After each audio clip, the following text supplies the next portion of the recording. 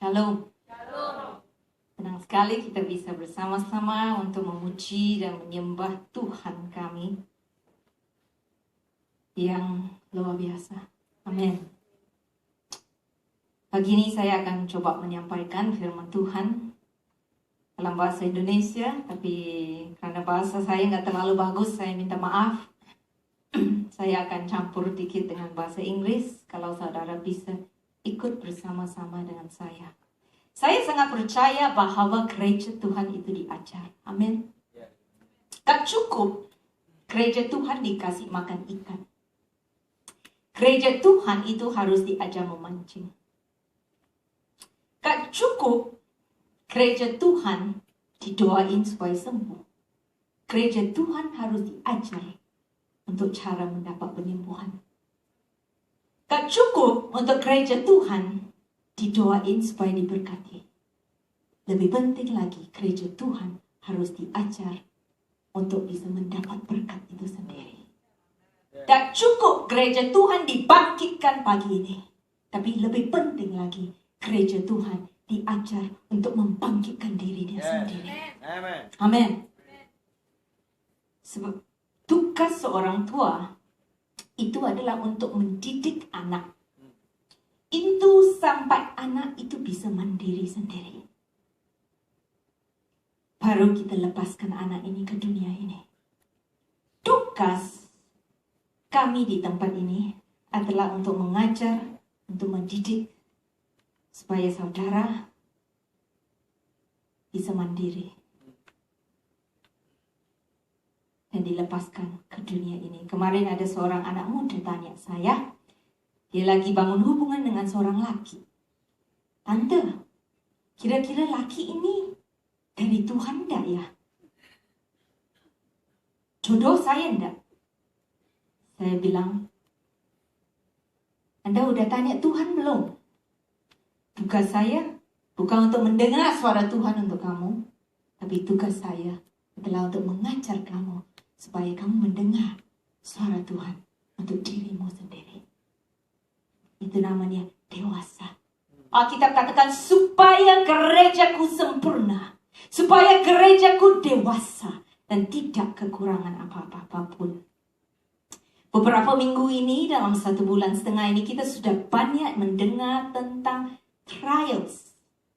Trials adalah sesuatu tantangan, satu masalah, satu keadaan yang gak enak, satu keadaan yang negatif, satu kesukaran, satu penggodaan, sesuatu yang membuat kita gak nyaman.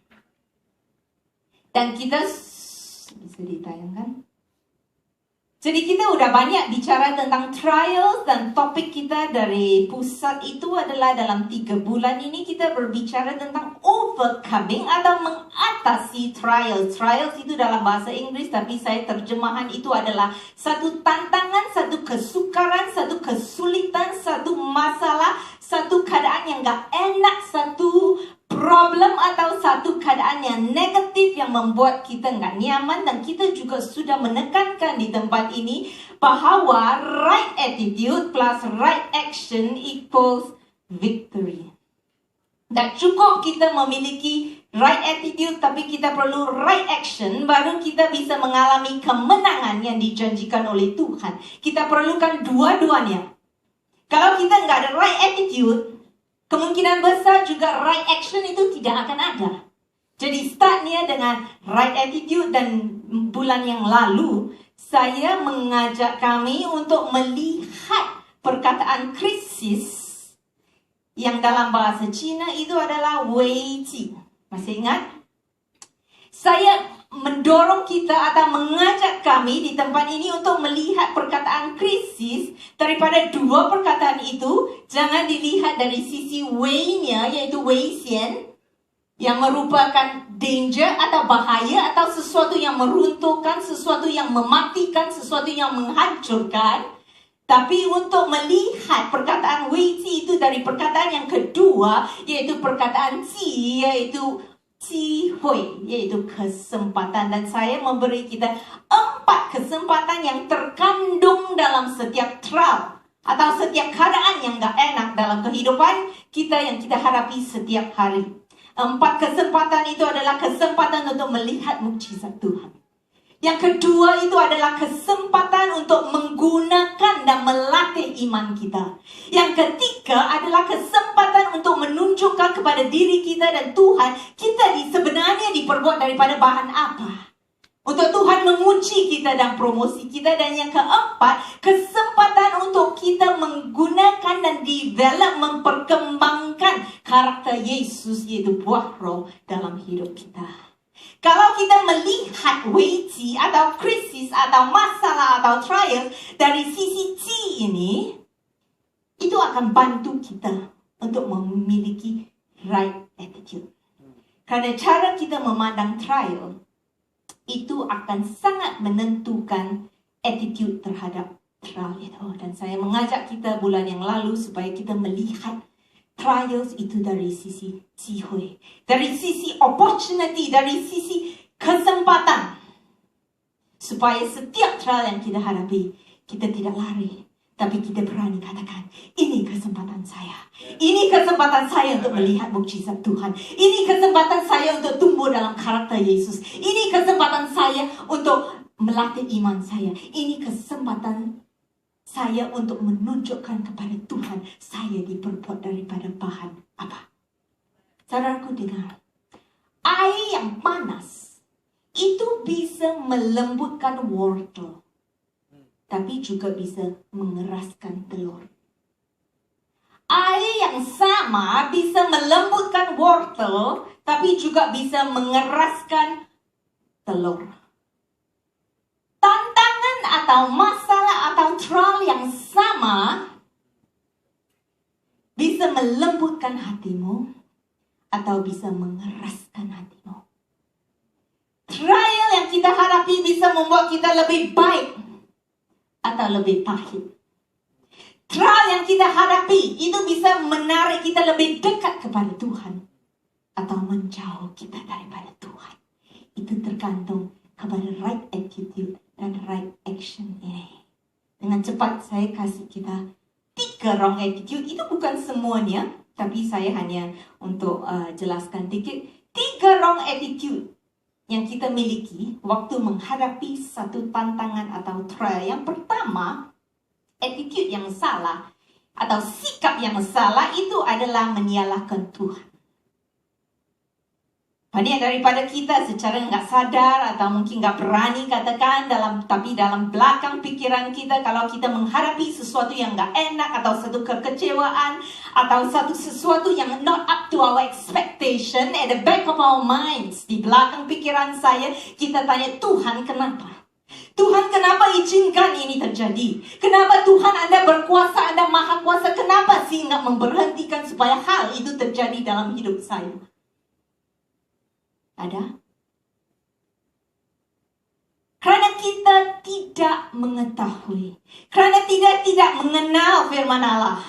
Karena kita tidak mengetahui apa yang dikatakan oleh firman. Karena tidak mengetahui cukup karakter Allah. Karena kita tidak mengetahui cara Allah bekerja, karena kita tidak mengetahui prinsip-prinsip Allah dalam firman ini, karena ignorance atau ketidaktahuan kita dengan tidak sadar menyalahkan Tuhan. Tapi pagi ini saya mau katakan, Tuhan is not against you. Tuhan, God is not against you. The Bible tells me He's for me, He's forever for me, He's now for me, He will ever be for me. He's not against you, church. He's not your opposition, but He's on your side. He's on your side. Saudaraku, kita tidak perlu mengemis Tuhan untuk menolong kita. Yang mengemis itu hanya orang yang bukan anak. Am I right? My children never had to beg me. Anak saya itu tidak pernah mengemis saya untuk makanan, untuk minuman, untuk keuangan. Mereka nggak perlu mengemis karena mereka itu anak. Yang perlu mengemis itu adalah orang yang di luar. Kita tidak perlu mengemis Allah untuk membantu kita. Saya katakan, Tuhan itu lebih dari rela untuk membantu kita. Waktu seorang yang memiliki penyakit kusta dalam Matius 8 datang kepada Yesus, dia katakan, Yesus, Engkau mampu. Tapi apakah Engkau rela menyembuhkan saya? Jawab Yesus, aku rela. Aku rela, dan pagi ini saya katakan Tuhan lebih rela membantu Anda daripada Anda rela dibantu. God is willing. Dia bukan saja mampu. Banyak daripada kita tahu Tuhan itu mampu. Tapi apakah dia rela dalam belakang pikiran saya? Kita tanya. Saya mau katakan pagi ini. Tuhan bukan saja mampu. Tapi Tuhan rela. Hal yang paling dasar yang Anda bisa membantu dirimu sendiri waktu menghadapi satu trial. Itu adalah jangan menyalahkan Tuhan. Jangan tersinggung dengan Tuhan. Sikap yang kedua atau attitude yang kedua itu adalah kita menyalahkan orang lain. Dia yang membuat keadaan. Dia yang menipu saya. Dia yang membohongin saya. Dia yang provokasi saya dulu. Dia yang memfitnah saya. Dia yang membuat saya jatuh, membuat saya bangkrut, membuat bisnis saya tidak berhasil. Kita menyalahkan orang lain. Tapi pagi ini saya katakan, menyalahkan orang lain itu tidak akan menyelesaikan masalah kita. Orang lain itu hanya alat yang provokator kita. Alat yang mencipta masalah untuk kita.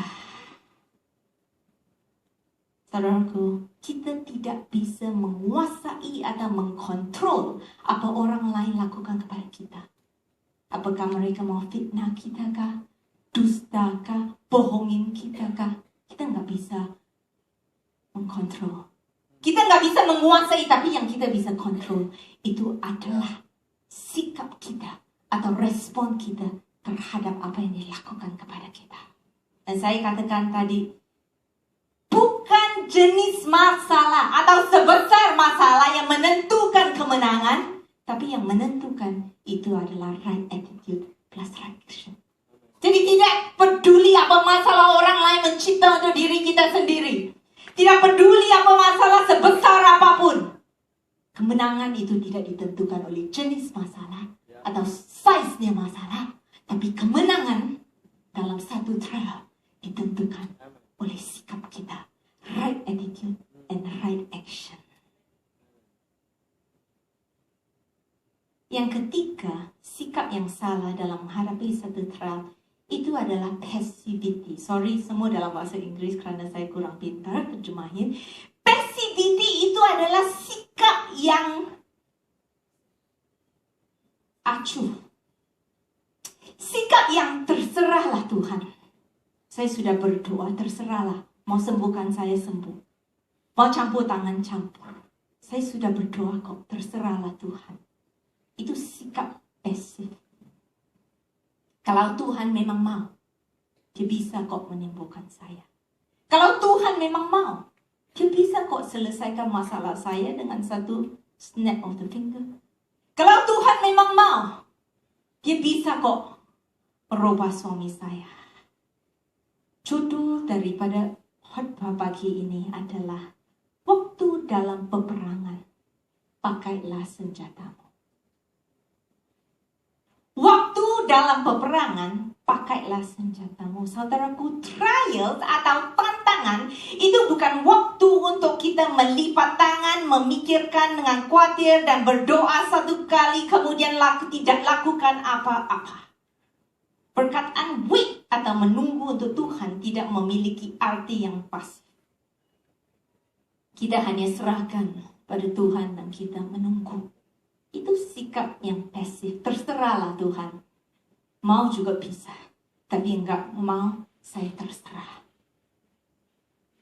Trials is a time kita masuk ke dalam battle, kita katakan. Tantangan adalah waktu kita berperang. Tantangan adalah waktu kita bertempur. Tantangan adalah waktu kita do something. Tantangan adalah waktu kita mengambil senjata kita dan berperang. Why? Karena Tuhan sudah memberikan dominion. Dominion. Kita sudah lihat ini di camp, tapi saya jelasin sekali lagi. Robi jangan pergi. Saya minta 6 anak muda, bisa? Yang ke depan untuk saya sebentar. Saya jelasin supaya lebih jelas kepada kita. 6 dengan cepat anak muda. 6 cewek cowok nggak apa-apa. 6, come on. Ya, Peter. Ayo Sandi semua. Daud minta tolong. Benny. Ya, 6. 6. Aling aja yang di depan. 1, 2, 3, 4, 5 sama Kristi. Oke, Daud di sini. Daud, Peter sama Benny di sini ya. Ya, yang lain di sana. Benny di tengah. Oke, Tania, Kristi di sini di depan. Alkitab katakan dalam Kejadian pertama, kita lihat sebentar dalam Kejadian pertama, Steffi, dalam bahasa Inggris Genesis 1. Jangan melihat orang-orangnya ya, lihat firman sebentar. Genesis 1 verse 26. Kejadian 1 ayat yang ke-26.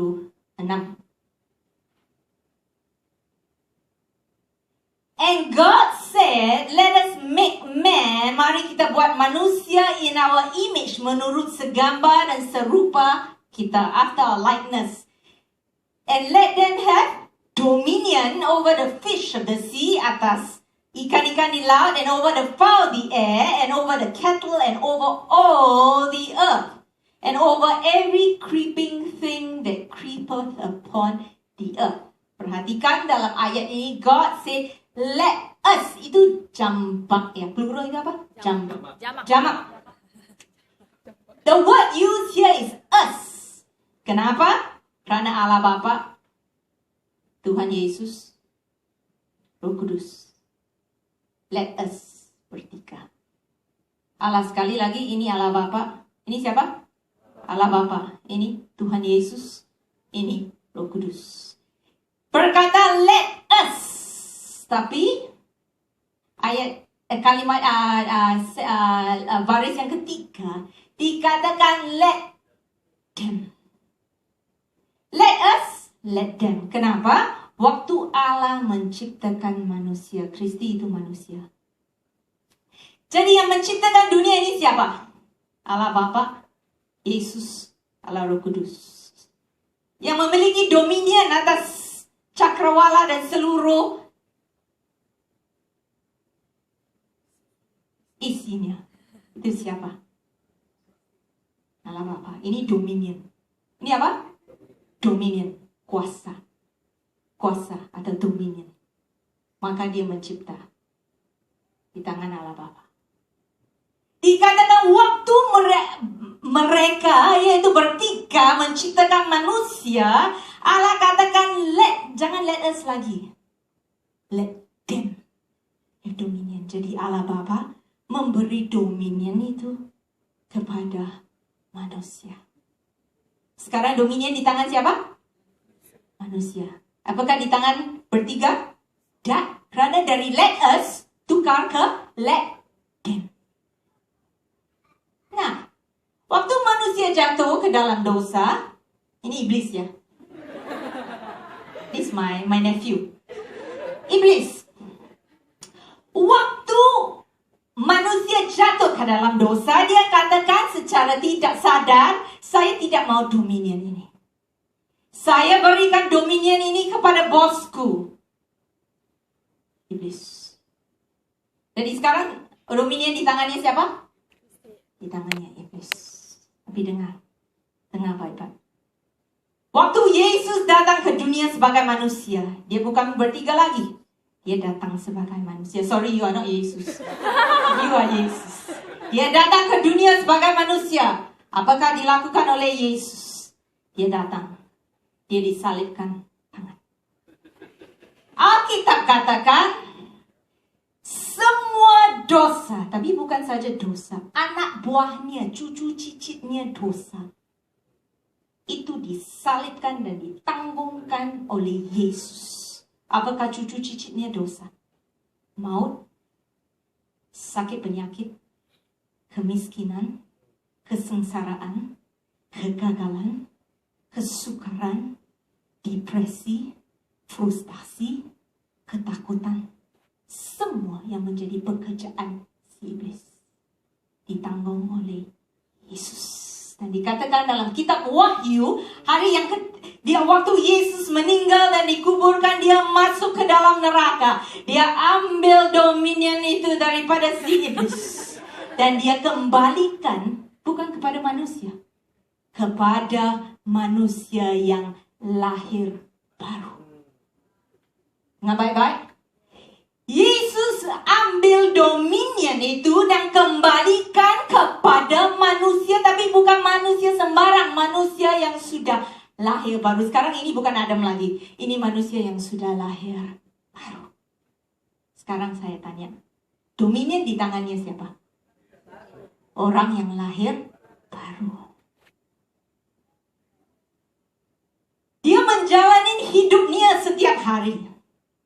Tapi setiap hari karena dia lagi tinggal di dalam dunia yang sudah jatuh, yang ada sakit penyakit, yang ada kesengsaraan, yang ada kesulitan, yang ada penderitaan, yang ada kemiskinan, yang ada kutuk. Semua pekerjaan iblis ada di dunia ini. Kadang-kadang dia ditabrakkan dengan masalah. Masalah putar keliling. Masalah itu bisa berbentuk kegagalan, sakit penyakit, bisa berbentuk penderitaan, kemiskinan, apa saja yang ada di dunia ini namanya masalah atau trial atau tantangan. Nah sekarang Kristi pergi dikejar alih. Kalau manusia yang sudah lahir baru dikejar oleh masalah itu, putar dan dia kata, Tuhan bantu saya. Tuhan kenapa enggak jawab doa saya? Halo, Tuhan katakan, dominion dalam tangan. tapi manusia percaya itu tidak mengerti. Dia katakan, Tuhan aku sudah berdoa bertahun-tahun tapi enggak ada jawabnya. Tuhan kenapa enggak berbelas kasihan dengan aku? Tuhan kenapa? Tuhan katakan, Dominion dalam tangan. tapi dia masih tidak mengerti. Dia bilang, Tuhan, mana engkau? Tuhan, aku sudah berdoa. Aku sudah ke gereja. Aku sudah melakukan apa yang saya bisa lakukan. Tapi aku dikejar masalah ini. Gunungnya terlalu tinggi. Aku gak bisa tahan lagi. Kenapa Anda enggak membuat sesuatu, Tuhan? Kenapa enggak menjawab doa saya? Dan Allah katakan, Pakai dominionmu. pakai dominion. Dominion dalam tangan kamu. Thank you.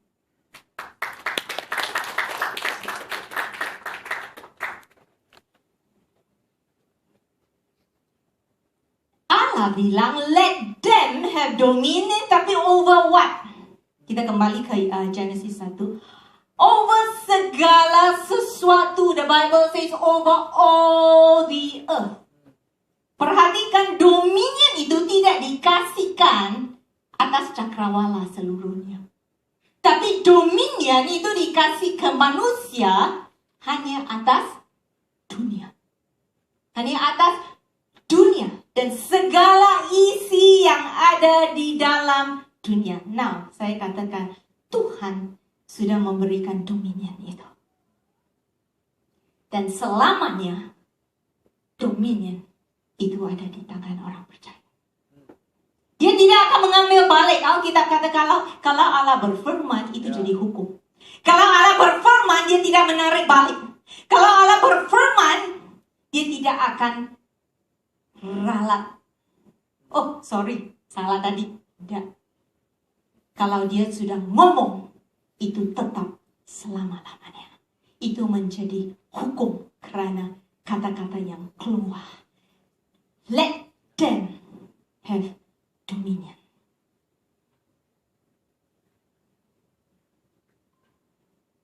Saudaraku, waktu Yesus meninggal, tadi saya bilang, semua dosa dan cucu-cucu cicitnya sudah disalibkan dan ditanggung oleh Yesus. Semua waktu Yesus mati, dia bilang, it is finished. Sudah selesai. It is completed. He said, it is finished, it has been done, and there's only one thing you have to do. Itu sudah selesai dan hanya satu hal yang Anda harus lakukan, and itu adalah untuk menjalankan dominion itu. Is to exercise. I can't find an Indonesian word that can explain the word exercise. Yang saya buka kamus itu olahraga. Melatih. Menjalankan, Melatih. Melatih itu train. Latihan. Exercise, menjalankan, menggunakan, exercise your dominion. Dominion is in your hands. And every time you exercise that dominion, minta Benny sama Ali Kristi lagi. Every time you exercise that dominion, setiap kali Anda menggunakan dominion itu, Allah katakan, I'm backing you up. I'm backing you up, my kid. I'm backing you up. Yang backup kita siapa? Tuhan. Tapi dominion di tangan kita atau tangan Tuhan? Tangan kita. Tuhan bisa buat apa-apa? Enggak. Memang dia maha kuasa, tapi dia tidak mengambil balik dominion itu. Dominion yang sudah kasih. Dengan kata lain, dalam tanda kutip, Tuhan tidak memiliki dominion lagi di atas dunia ini. Yang memiliki dominion itu orang percaya. Kamu dan saya. Karena dominion itu ditanya. Tapi yang backup kita siapa? Allah. Dia katakan, setiap Anda pakai dominionmu, aku di belakangmu. Setiap kali Anda exercise your dominion, I am behind you. Because you cannot without me, but I will not without you. He cannot without God. But God will not do it without she taking up the dominion and exercising it. Karena dominion itu sudah diberikan. Thank you.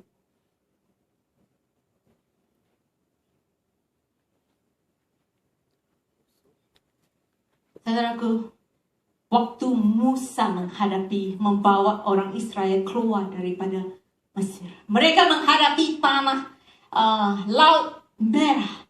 Dikatakan Musa stres. Itu satu tantangan, trial. Dia menghadapi masalah, dia lagi menuntun 6 juta orang, tapi tidak ada tentara Firaun di belakangnya sama Red Sea in front of him. He was stressed. Depressed, frustasi, kecewa. Kita tidak akan lihat, tapi dalam Keluaran 14 ayat yang ke-15, Tuhan katakan kepada Musa, kenapa Anda menangis berseru-seru kepada saya? Kenapa Musa, why do you cry out to me? Have dominion over the Red Sea. Lift up your rod and part the Great Sea. Dan Musa baru mengerti. Dia angkat tongkatnya, dia ulurkan, dan laut terbelah terpisah. God say, why do you cry to me? Exercise your dominion. Every time you exercise your dominion, God is backing you up. Jesus is backing you up. The Holy Spirit is backing you up. The Bible says seluruh surga is backing you up. Mereka hanya tunggu diperintah. Maka kita katakan dalam Matius 16:19, apa yang Anda ikat di bumi, itu akan terikat di surga. Apa yang Anda lepaskan di bumi, itu akan terlepas di surga. Dengar, itu bukan terbalik. Ikat di surga baru ikat di bumi, ikat di lepas di surga baru lepas di bumi. Harus lepas dulu. Kenapa? Karena yang memiliki dominion itu manusia. Surga lagi tunggu perintah daripada Anda. Amen. Kita lihat sebentar dalam Yosua 1. Yosua 1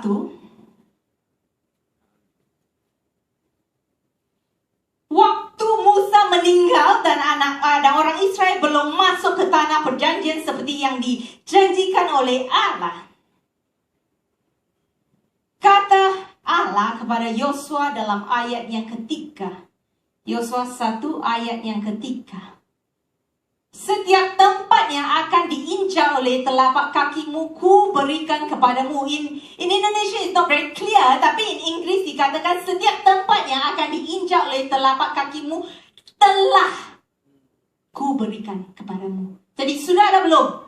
Sudah. Tapi realitasnya mereka sudah duduki tanah perjanjian belum? Belum. Betul? Karena ini kan Yosua pertama. Yosua dalam kitab Yosua selanjutnya mereka berperang dengan orang-orang Kanan sebelum mereka bisa menduduki tanah perjanjian. Betul? Tapi dari awalnya Allah katakan kepada Yosua, aku sudah, dengan sama Yesus sudah menanggung sakit penyakit, Yesus sudah menanggung penderitaan, Yesus sudah menanggung ketidaksuksesan kamu, Yesus sudah menanggung segala kesedihan, frustasi, depresi kamu, segala kutuk kamu. Tapi realitasnya itu akan menjadi milikmu waktu Anda mengangkat dominion dan Anda kalahkan orang-orang Kanan yang di sekitarmu. Tapi good news, kabar baik itu adalah kita berperang dari sisi kemenangan. Karena Allah katakan, as long as you will use your dominion, selagi Anda pakai dominion yang aku berikan kepada engkau, Anda selalu menang. Karena aku di belakangmu, Yesus di belakangmu, Holy Spirit di belakangmu, seluruh surga di belakangmu. Selagi Anda exercise your dominion, Tuhan menjamin kemenangan. Itu yang luar biasa tentang Yesus. Biasanya dalam satu peperangan, tak tentu kita menang atau kita kalah. Tapi dalam peperangan bersama Yesus, Yesus sudah menanggung, sama seperti Allah sudah katakan, aku telah berikan. Sekarang hanya pakai dominionmu, pasti mereka kalah. Karena sudah dikalahkan duluan. Nah, pertanyaan saya, bagaimana kita exercise dominion? Gampang kita ngomong exercise dominion. Tapi bagaimana kita exercise dominion? You can exercise dominion by taking up your weapon. Kita menggunakan dominion atau exercise dominion itu dan menggunakan senjatamu. Dan apakah senjatamu? Senjatamu itu adalah mulutmu. The word dominion itu memakai perkataan asli yang memiliki perkataan to prevail against, berarti kita bertahan terhadap masalah. Tapi bukan saja bertahan, itu memiliki perkataan rule, memerintah. Yang ketiga adalah untuk menginjak masalah itu. Jadi bukan saja Anda bertahan, Anda rule over it, and Anda injakkan masalah. Tapi dominion itu harus di-exercise. Lewat apa? Lewat mulut. When God created the world seperti tadi, He exercised His dominion by the words of His mouth.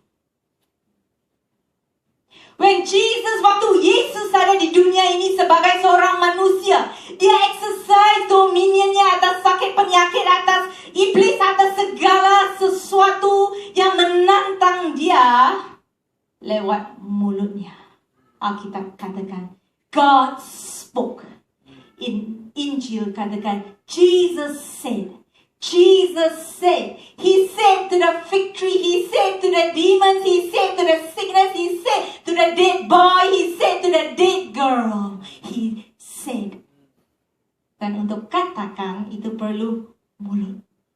Maka Alkitab katakan dalam Amsal 18 ayat 21, hidup dan mati dikuasai oleh lidah. Segala yang berhubungan dengan kematian, apakah itu kematian? Cucu cicitnya dosa. Yang tadi.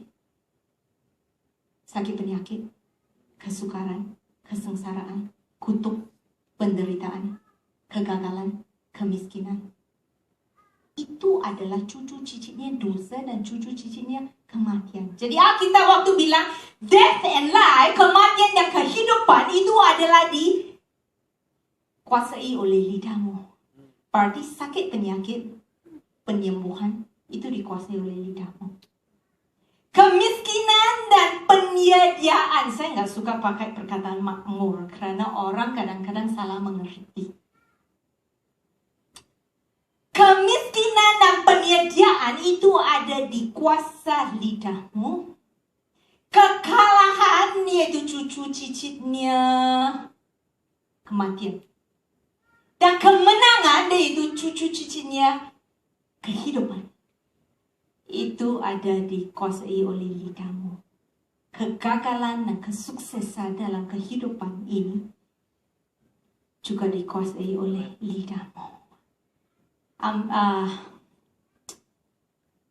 Mazmur 81 ayat 10b katakan, buka mulutmu lebar-lebar dan aku akan mengisinya. Yakobus 3 bilang, lidah itu berkuasa seperti steering yang bisa menyetir hidupmu ke arah kehidupan, ke arah kematian, ke arah penyakit, ke arah kesembuhan, ke arah kemiskinan, ke arah penyediaan. Your weapon is your mouth.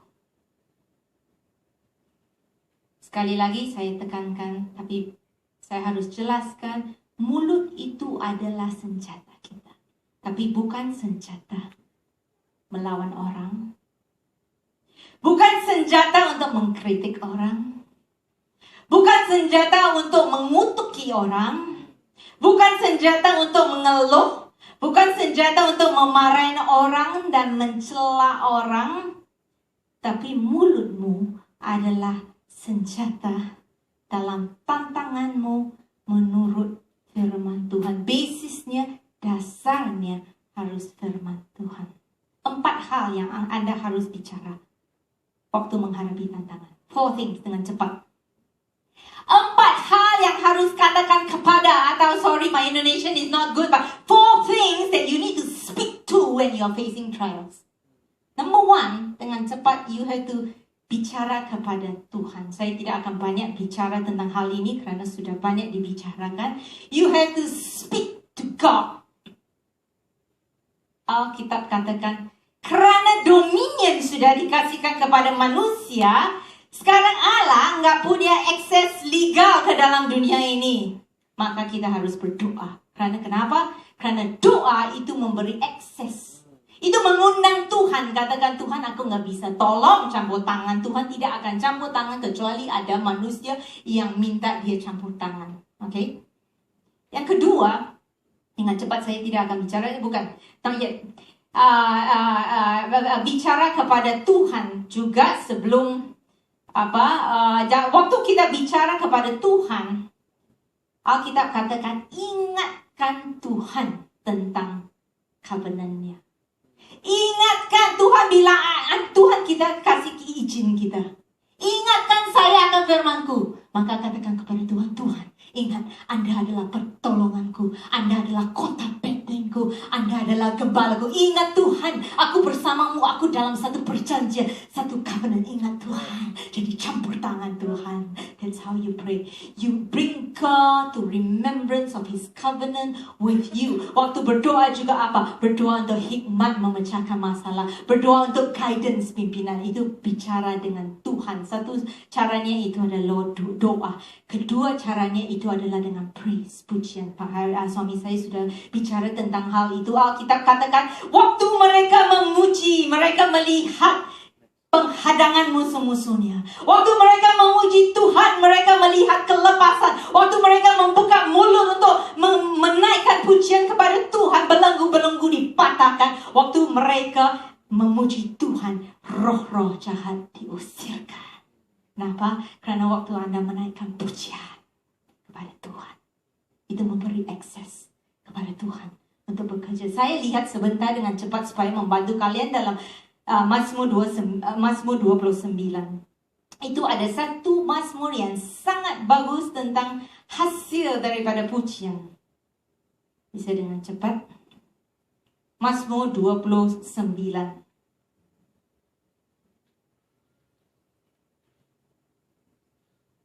Mazmur 29 ayat pertama sampai ayat yang ke-11. Saya akan baca dengan cepat. Inggris bisa. Kepada Tuhan, kepada Tuhan sajalah kemuliaan dan kekuatan. Berilah kepada Tuhan kemuliaan namanya, sujudlah kepada Tuhan dengan berhiaskan kekudusan. Oke, itu yang ayat pertama sampai ayat kedua itu bicara tentang pujian. In English it says, give to the Lord praises, give to the Lord honor and strength, give unto the Lord the glory that is due His name. Dan ayat yang ketiga adalah hasil daripada ayat pertama, kedua dikatakan, suara Tuhan di atas air. Allah yang mulia menguntur atas trialmu, Tuhan di atas air yang besar. Selanjutnya, suara Tuhan penuh kekuatan, suara Tuhan penuh semarak. Suara Tuhan mematahkan pohon aras, bahkan Tuhan menumbangkan pohon aras Lebanon. Pohon Lebanon itu 140 kaki tingginya. Kalau kita praise, suara Tuhan mematahkan apa yang masalah setinggi apapun, segunung apapun. Next one. Ia membuat gunung Libanon melompat-lompat seperti anak lembu. Gunung jadi seperti anak lembu. Luar biasa. Dan gunung Sirion seperti anak banteng. Suara Tuhan menyemburkan nyala api. Suara Tuhan membuat padang gurunmu itu gemetar. Tuhan membuat padang gurun Kadesh gemetar. Suara Tuhan membuat beranak rusa betina yang mengandung bahkan hutan di gundulinya. Dan di dalam baitnya setiap orang berseru hormat. Dan selanjutnya ini pulang renungkan Mazmur 29. The effects of praise. The effect of praise. Yang kedua, dengan cepat, pakai mulutmu sebagai senjata untuk bicara kepada dirimu sendiri. Yang pertama, banyak daripada kita lakukannya, saya percaya. Tapi yang kedua, ketiga, keempat, kita jarang lakukan. Pertama, speak to God in your trial. Kedua, speak to yourself. The Bible says dalam Mazmur 42, waktu pemazmur lagi depresi yang kita lihat minggu lalu, waktu pemazmur lagi frustasi. Waktu dia nggak mendengar suara Tuhan, waktu dia nggak melihat tangan Tuhan yang dia lakukan dalam ayat yang kelima, dia katakan, hai jiwaku, kenapa engkau putus asa? In English it says, oh my soul, why are you cast down? Why are you frustrated? Why are you depressed? Put your hope in God. He was speaking to himself. He was speaking to his soul. Itu bukan saja satu kali. Dalam Mazmur yang sama, ayat yang ke-5, kemudian ayat yang ke-11 diulangin 3 kali. Ayat ke-5, ayat ke-11, Mazmur 43 ayat yang ke-5 lagi dikatakan, hai jiwaku, kenapa? Kenapa engkau depresi? Kenapa engkau down? Haraplah kepada Tuhanmu.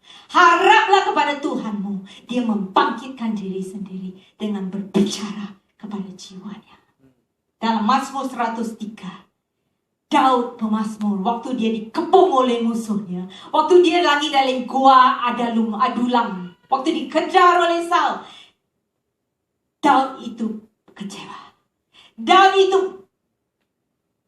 frustasi, dia stres. Dalam keadaan itu dikatakan dalam Mazmur 103, Daud katakan, hai jiwaku, bless the Lord, oh my soul, and all that is within me, bless His holy name. Dia perintahkan jiwanya untuk memberkati Tuhan, untuk mengingatkan kebaikan Tuhan, untuk melakukan apa yang Tuhan suruh lakukan. Tapi dia tidak diam, hanya kan ingat. Dia tidak hanya ingat di kepala, tapi dia berkata. Dia memerintah jiwanya, hai bangkitlah jiwaku. Berkatilah Tuhan, pujilah Tuhan. Kenapa Anda depresi? Saudaraku, dengar, manusia dibuat oleh tubuh, jiwa, dan roh. Manusia baru itu ada roh Tuhan.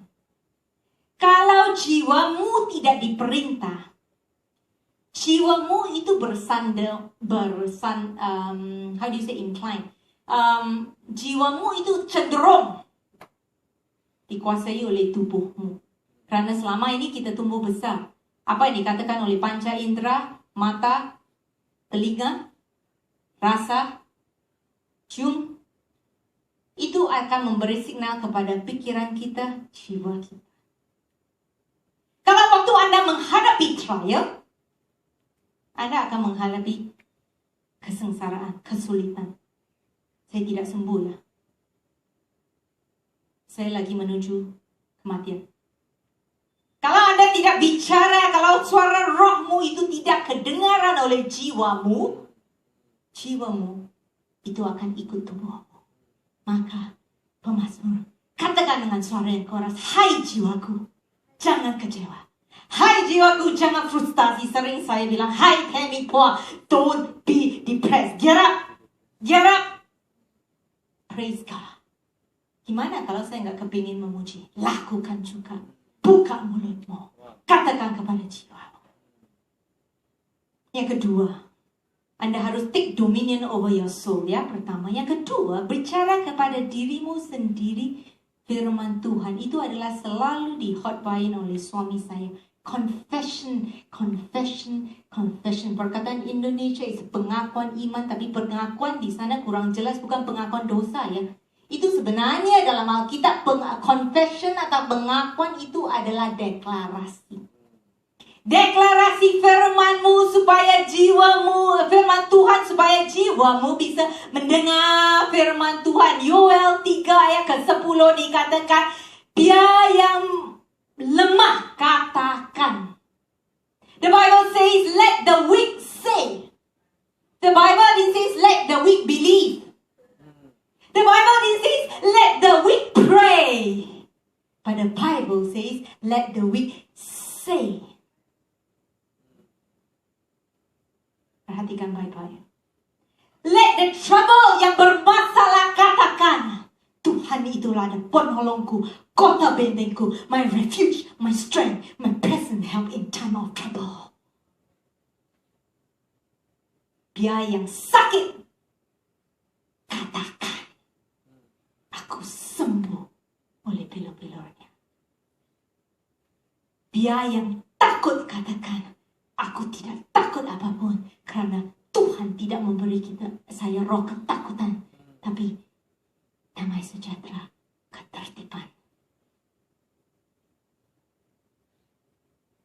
Let the weak say, the Bible never said, let the weak pray. Let the weak believe. But the Bible said, let the weak say. What is your problem today? Apakah itu penyakit? Carilah satu ayat yang dikatakan oleh Tuhan tentang penyakit. Satu ayat aja. Tiap hari dikatakan supaya jiwamu bisa dengar. Oleh bilo-bilo Yesus aku sembuh daripada kanser ini. Oleh bilo-bilo Yesus aku sembuh dalam kanser ini. Mungkin pikir, wah orang gila ya bicara pada diri sendiri. It's okay. Kalau nggak mau didengar orang waktu mandi. Saya kemarin diperhadapkan dengan satu masalah. Saya lagi berdoa, Tuhan gimana ya? Tuhan bilang, take up your dominion.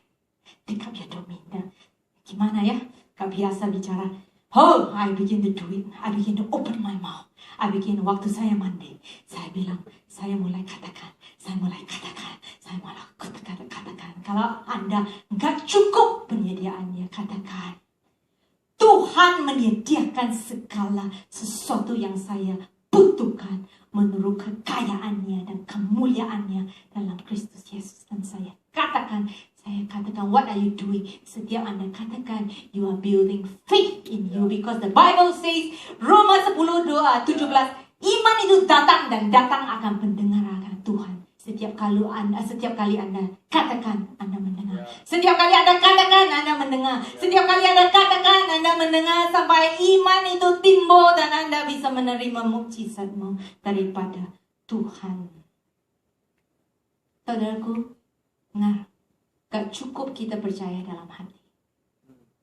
Gak cukup kita tahu dalam pikiran kita. Saya tahu Tuhan bisa menyembuh saya. Saya percaya Tuhan bisa menyembuhkan saya. Tapi penting kita katakan, Tuhan menyembuhkan saya.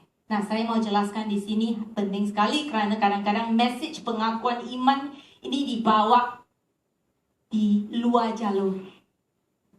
Dengar saudaraku, pengakuan atau deklarasi iman kita di setiap tantangan atau trial itu harus ada fondasinya atau dasarnya dalam firman Tuhan. Dengan kata lain, kalau saya pergi, tiap hari saya mandi, saya katakan, dalam Kristus aku memiliki uang yang paling banyak di dunia ini. Dalam Kristus aku adalah milioner.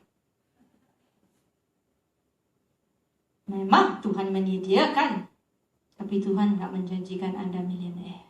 Where is the basis of your confession? Where is the basis of your declaration? It will not work. Your confession will only work if there's a basis in the Word of God. Pengakuan deklarasi imanmu itu hanya akan berhasil kalau ada dasarnya dalam firman Tuhan. Atau Anda pergi katakan, si Su itu akan menjadi istri saya. Tiap hari si Su itu akan menjadi istri saya. Saya percaya si Su itu akan menjadi istri saya. Saya percaya, saya exercise dominion saya. Si Su itu akan menjadi istri saya. Ada dasarnya. Su menikah dengan si Yohanes. Anda kecewa. Bilang confession itu tidak berhasil. Saudaraku dengar. Confession itu harus berdasarkan firman Tuhan. Declare it. Say it. The Bible says, say it. Don't say I have the biggest house in Singapore. You will never get it. Because God did not promise that. Dalam Ibrani 13 ayat 5 sampai ayat 6 kita lihat sebentar. Dalam Ibrani 13 dikatakan Allah sudah katakan supaya kita bisa dengan berani katakan. Ibrani 13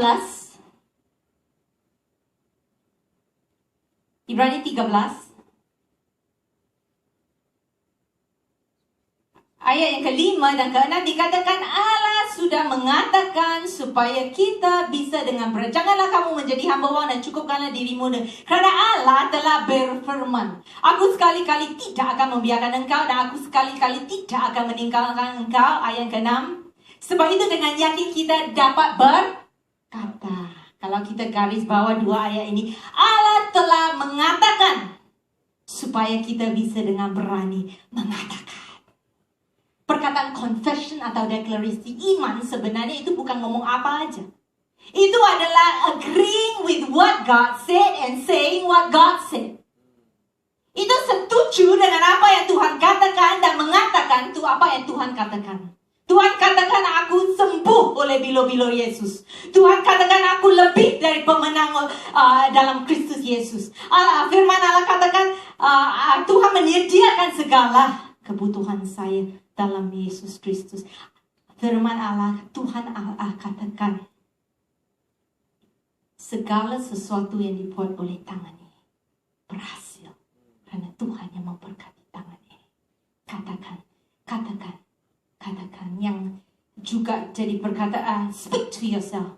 Bangunkan dirimu. Take dominion over your soul. Kedua, bangun imanmu dengan berkata-kata pada diri sendiri. Kalau Anda bisa berbahasa roh waktu menghadapi tantangan, pakai mulutmu lah. Kiri dibiyanda ranamo sikire dibiyanda haranamo yundiri dibiyanda. Use your weapon. Pakai mulutmu. Alkitab katakan, waktu Anda menghadapi tantangan, berbahasa roh dan membangun imanmu. Setiap Anda berbahasa roh, Anda membangun imanmu. Yang ketiga, dengan cepat bicaralah pada iblis. Saudara, pada iblis? Banyak daripada kita takut dengan iblis. Biar Pak Hari yang bicara dengan iblis, jangan saya. But the Bible says, speak to the devil. When Jesus, waktu Yesus mati dan menyalibkan dosa dan segala cucu cicitnya dan kuasa setan di atas salib, Alkitab katakan dalam Efesus 2:20 sampai 23 bahwa Allah sudah menempatkan segala sesuatu di bawah kaki Yesus. Di mana? Bawah kaki Yesus. Sekarang saya tanya, gereja Tuhan itu apa? Tubuh Kristus, betul? Yesus itu kepala, yang jadi tubuh itu siapa? Gereja Tuhan, saudara dengan saya. Sekarang saya tanya, kaki itu di atas tubuh atau tubuh di atas kaki? Tubuh di atas kaki. Di mana setan? Di bawah kakimu. Tapi banyak daripada kita hidup dengan setan yang kejar kita. Kita yang takut dengan setan. Padahal realita, the truth is, if you don't know the truth, dia di bawah kakimu. Ada seorang pembicara bilang gitu. If you want to tell anything to Satan, write it at the sole of your feet. Mau ngomong message pada si setan, tulislah di telapak kakimu. Karena disitulah tempatnya. Disitulah tempatnya. Saudaraku, many of us are afraid of the devil. Tapi saya mau katakan pagi ini, saudara dan saya sebagai orang percaya memiliki dominion over the devil. If you don't know your dominion, the devil, if you know, kalau kita tahu dominion kita, iblis itu akan lari. Tapi kalau Anda nggak exercise your dominion, iblis akan intimidasi terus. Dia nggak bisa buat apa-apa karena sudah dikalahkan. Dan dia bisa lakukan intimidasi. Jadi Anda kalau nggak tahu handle dia akan mengintimidasi, menakutkanmu, membuatmu depresi, kecewa, sampai Anda tertekan dalam waktu trial. Waktu Yesus di atas dunia, He spoke to the devil. Waktu dia digoda, He opened His mouth and speak, "Hai setan." Ini dikatakan firman Tuhan. Waktu dia bertemu dengan orang yang dirasuki setan, dia bilang, "Keluar setan." Waktu Petrus bicara yang gak benar dan Yesus tahu iblis yang kerja di belakang Petrus, dia katakan, "Get thee behind me, setan." Enialah setan daripada Petrus ini. Saudaraku, saya mau katakan, usir roh. Jangan usir orang ya. Mulutmu sekali lagi bukan dipakai untuk melawan orang.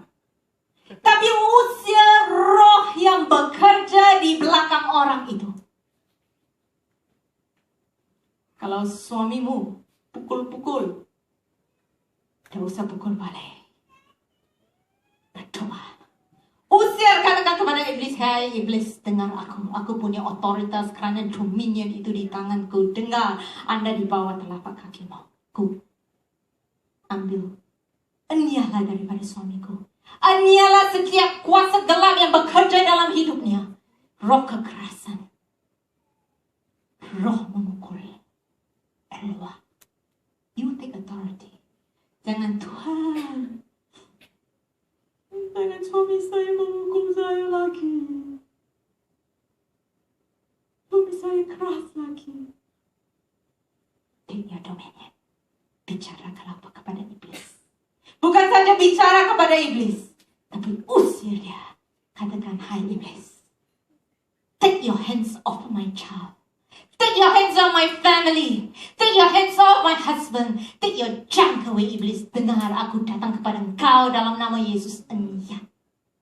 Bicara, saudaraku. Anda punya otoritas. Itu cara exercise your dominion. Yang keempat, yang terakhir. Speak to the problem. Itu yang jarang kita lakukan.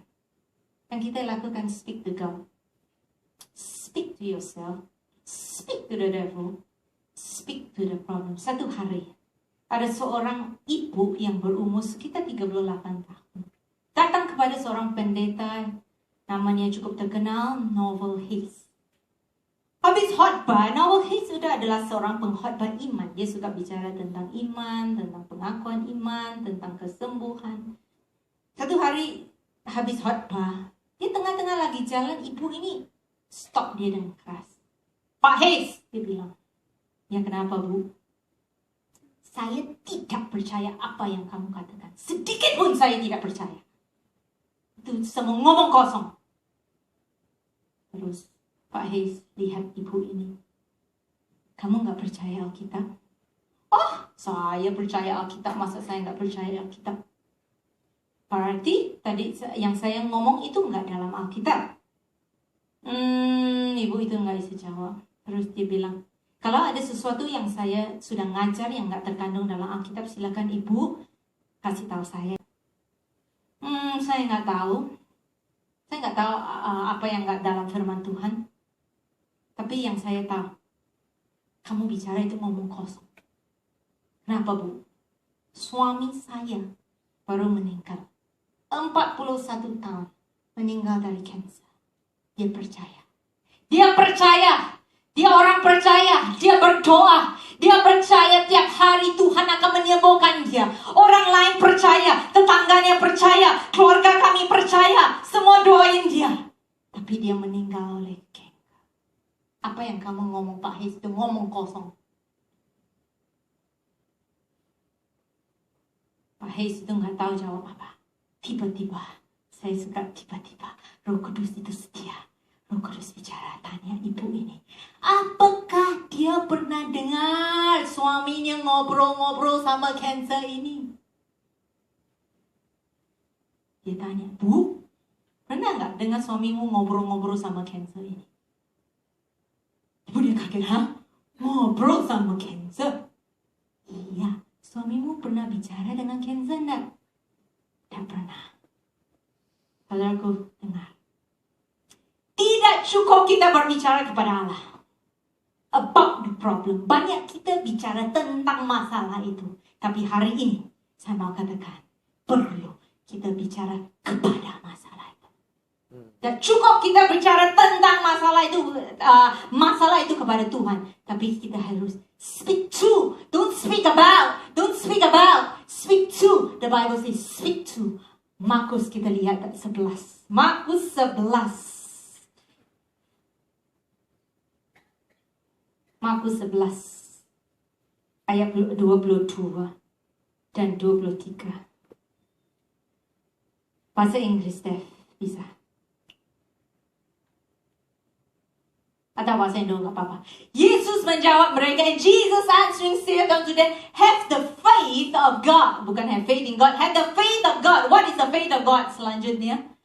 For verily I say unto you that whosoever shall say to this mountain, be thou removed and be thou cast into the sea, and shall not doubt in his heart, but shall believe that those things which he says shall come to pass, he shall have whatsoever he says. Kalau enggak ada says, enggak ada kepemilikan. He shall have whatsoever he says. Kalau enggak ada says-nya, he shall not have it. But inti saya di sini, he says to this mountain. Yeah. Didn't say to God about that mountain. He said say to that mountain. Speak to that problem. Amen. Say to. You need to speak. You need to talk to your problem. You need to talk to that mountain. You need to talk to that sickness. You need to talk to that situation. Setiap kali kita baca dalam kitab Injil, Yesus bicara. Dia katakan kepada badai. Betul?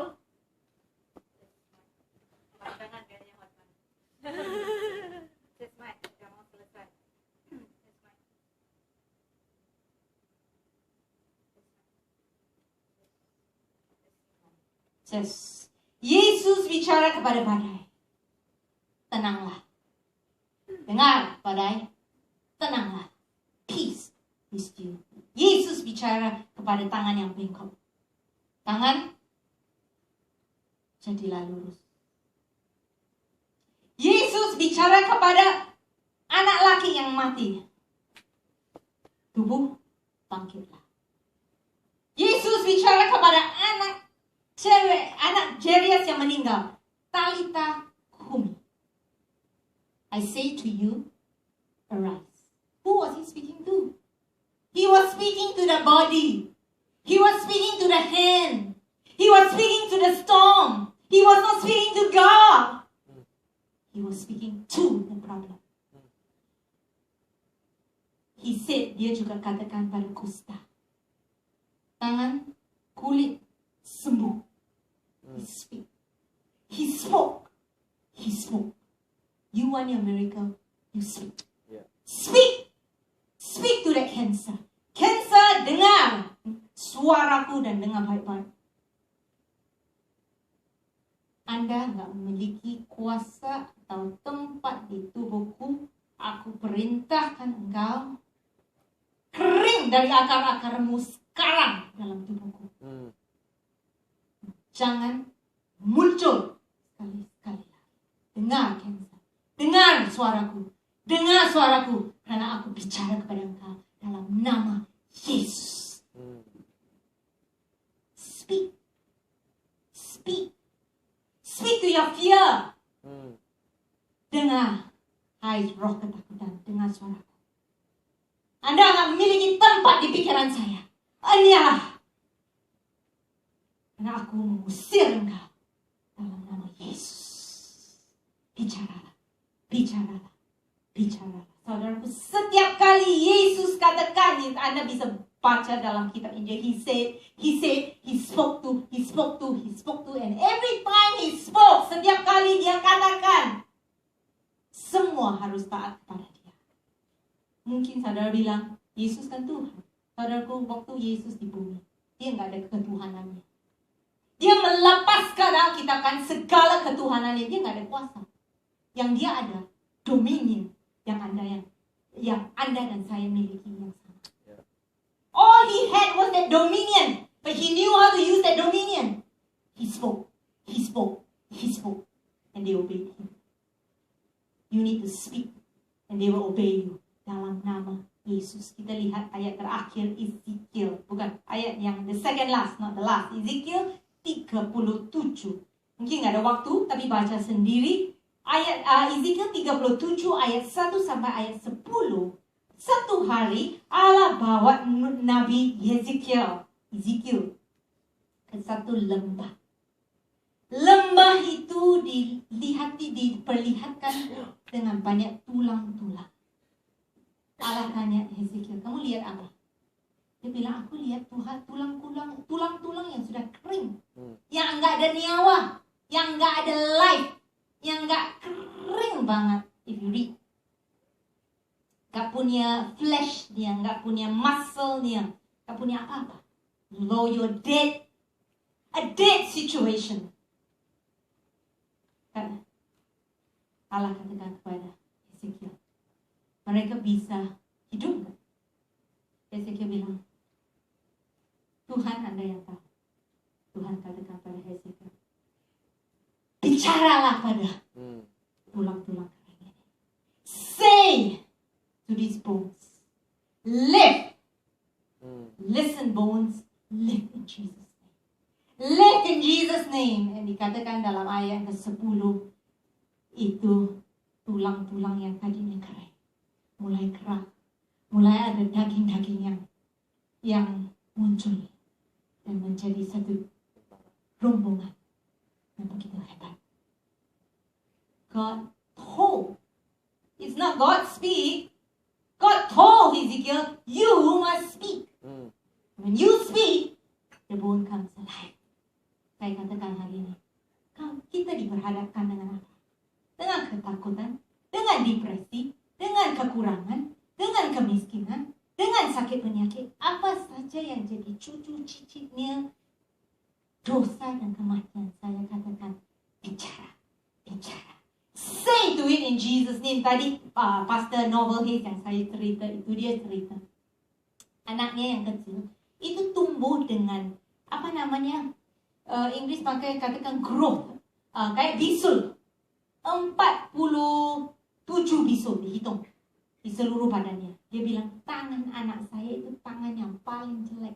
Setiap kali terkores, itu bisulnya berair, bercacar, bernanah, dan darahnya keluar.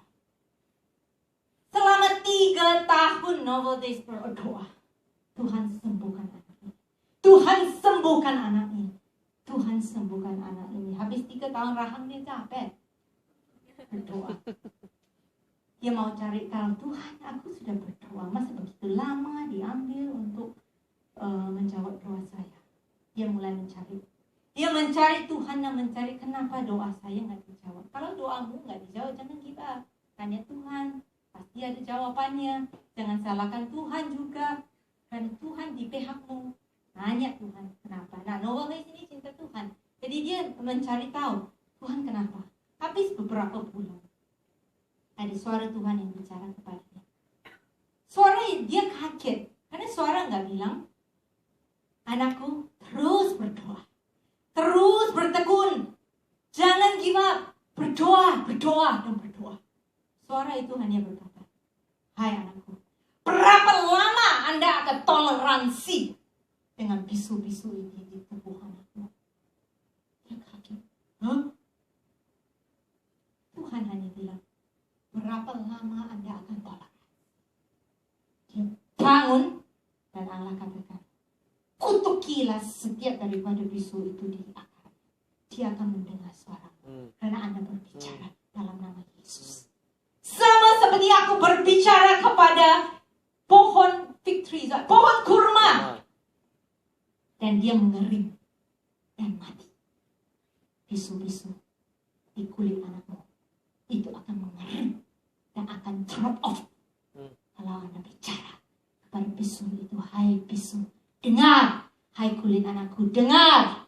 Aku bicara dengan suara yang keras. Aku punya otoritas dalam nama Yesus. Kulit jadi licin, bisu mengering dan gugur daripada kulitnya.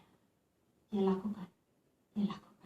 Satu hari anaknya bangun, Bapa, kulit saya sudah baik.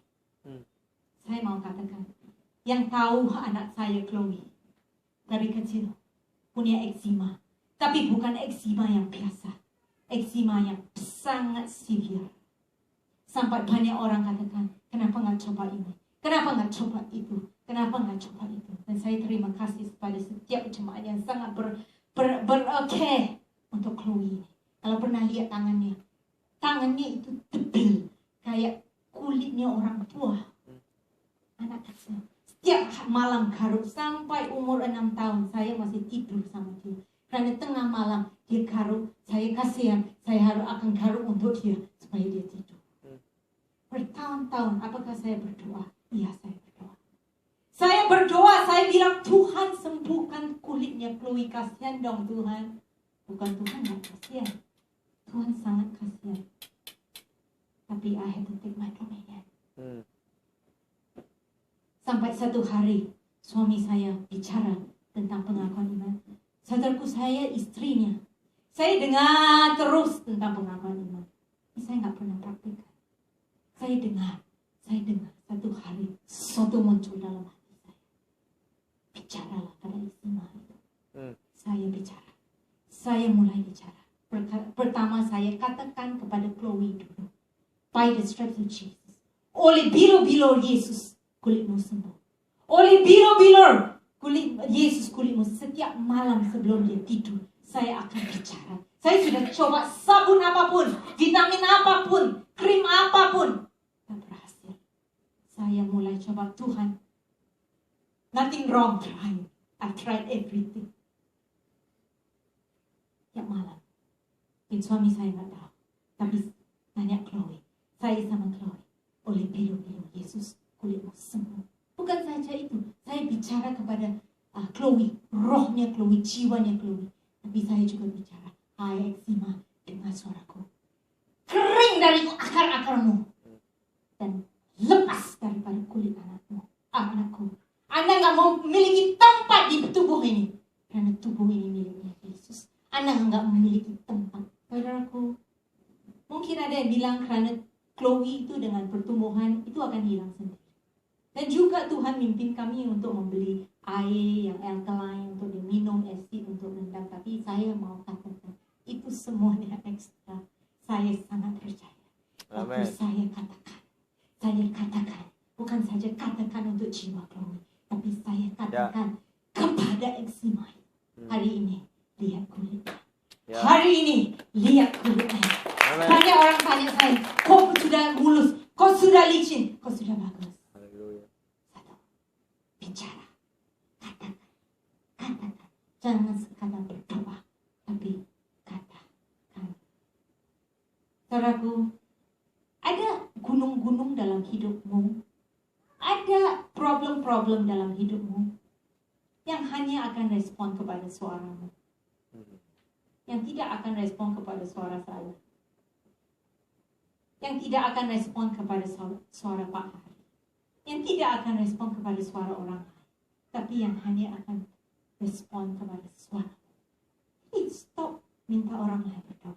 Gak apa-apa, gak masalah. Tapi ayo pakai. Katakan, kali ini bicara kepada diriku, kepada iblis, dan kepada masalah. Saudaraku, Filipi 2 ayat 9 katakan, Tuhan sudah mengangkat Yesus supaya setiap namanya di atas segala nama. Perhatikan, nama Yesus di atas segala nama. Berarti segala yang punya nama di bumi ini adalah di bawah nama Yesus. Kanser ada nama enggak? Kanser itu adalah nama. High blood pressure is a name. Kemandulan is a name. Kemiskinan is a name. Kegagalan is a name. Sakit mata is a name. Kidney failure is a name. Depresi is a name. They are all names. And Filipi 2 katakan, all these names is Anda harus tunduk, harus sujud di bawah satu nama. Yaitu nama Yesus. Saudaraku, mulai hari ini bicara. Speak to that cancer. Speak to that tumor. Tumor dry up in Jesus' name. No place in my life. Go. Kidney. Speak to your kidney. Mungkin your kidney feels say, kidney, in the name of Jesus, you hear my voice. Dengarlah suaraku. Anda akan fungsi seperti Anda diciptakan oleh Tuhan dengan sempurna dan tiada kekurangan apa-apapun. Dengarku kidney. Speak to it. Kalau sarafmu yang ada masalah, kalau tulangmu yang ada masalah, bicara. Dengarku, hai tulang belakangku. Jadilah selaras. Jadilah selaras. Yang mau miliki anak, tapi belum miliki anak, ada bicara, tante, saya sudah ke dokter. Tapi kerana sperm count-nya, sorry ya, tak cukup. Saudaraku, dengar. Kalau masalahnya sperm count, bicaralah kepada sperm count. Sperm count dalam nama Yesus jadi normal, yang kurang jadi cukup. Speak to it. Speak to it in Jesus' name. Kalau kandunganmu yang lemah, speak to that womb. Kandunganku, dengar. Dengar, Anda adalah nama. Dan Anda harus tunduk di bawah nama Yesus. Jadilah kuat. Jadilah regular, jadilah rutin. Jadilah cukup kuat untuk mengandung seorang anak dalam kandungan. Speak to it. Don't speak to God about it, but speak to it. Saudaraku, tidak cukup kita berdoa pagi ini. Tidak cukup kita percaya dalam hati. Tidak cukup kita tahu dengan pikiran. Kalau kita mau mukjizat kita harus speak. Speak to your soul. Speak to God. Speak to the devil.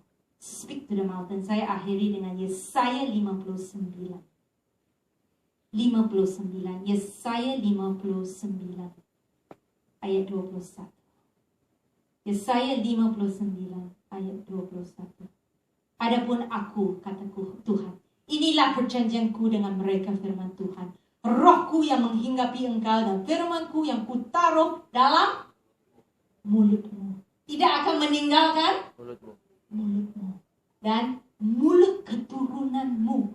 Dan mulut keturunan mereka. Dari sekarang sampai selama-lamanya. Kuncinya adalah mulutmu. Waktu berperang. Waktu dalam trial. Pakailah senjatamu. Pakai mulutmu. Tuhan katakan kepada Yosua, kalau mau sukses, firman-Mu jangan terlepas. Bukan dari hatimu, bukan dari pikiranmu, tapi firman-Mu jangan terlepas dari mulut.